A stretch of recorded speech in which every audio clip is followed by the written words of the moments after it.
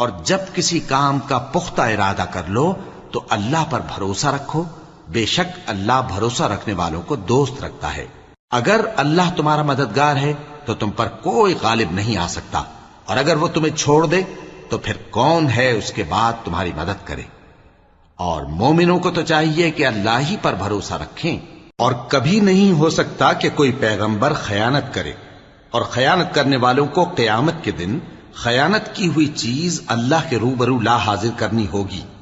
پھر ہر شخص کو اس کے اعمال کا پورا پورا بدلہ دیا جائے گا، اور ان کے ساتھ بے انصافی نہیں کی جائے گی۔ بھلا جو شخص اللہ کی خوشنودی کا تابع ہو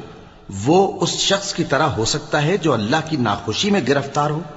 اور جس کا ٹھکانہ دوزخ ہے اور وہ برا ٹھکانہ ہے۔ سب لوگوں کے اللہ کے ہاں مختلف درجے ہیں، اور اللہ ان کے سب اعمال دیکھ رہا ہے۔ اللہ نے مومنوں